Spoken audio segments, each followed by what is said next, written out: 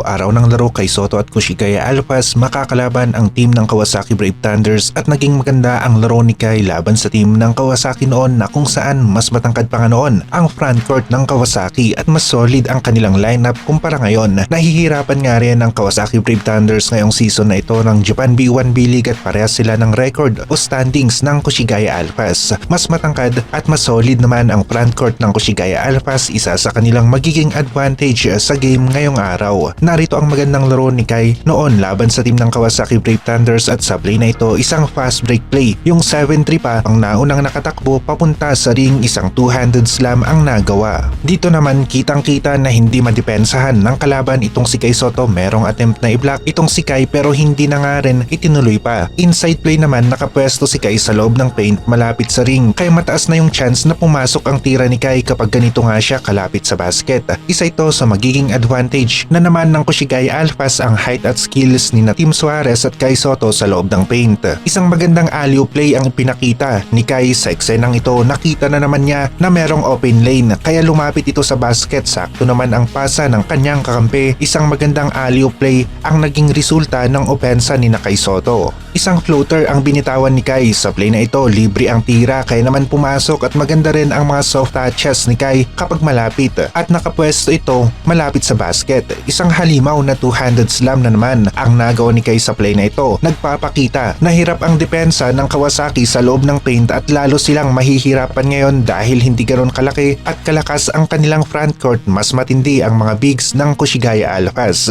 Isa ito sa nakikita natin na magbibigay ng kalamangan sa team ng Kushigaya Alphas ang pagkakaroon nila ng matangkad na frontcourt laban sa team ng Kawasaki Brave Thunders. Kita naman natin hirap ang Kawasaki laban dito kay Kai Soto noon at ngayon na meron pang kasamang Tim Suarez si Kai na halos nasa 7 feet nga rin ay talagang mas mahihirapan ang team ng Kawasaki Brave Thunders. Mas maganda rin ang record o standings ng Kawasaki last season at ngayon kitang-kita na hirap sila sa kasalukuyang season. Ang Kushigaya naman bagong salta sa B1 pero nagpapakita ng improvement ang kanilang team, kaya pa nilang tambakan ng kalaban ng pagkalaki nga rin at posible na ganito ang gawin nila laban sa team ng Kawasaki Brave Thunders. Tambakan nila ang team na ito basta makuha lang ng Kushigaya Alphas ang magandang momentum sa opensa at depensa kagaya ng ginawa nila laban sa team ng Fighting Eagles Nagoya. Nakikita talaga natin sa lineup na lamang ang Kushigaya, meron silang Kai Soto, Tim Suarez at Jeff Gibbs na agresibo nga rin sa loob ng paint kahit undersize itong si Jeff Gibbs sa kanyang posisyon pero yung lapad naman ng kanyang katawan at yung lakas niya ang isa sa nakakatulong para maging isang solid player ito sa loob ng paint.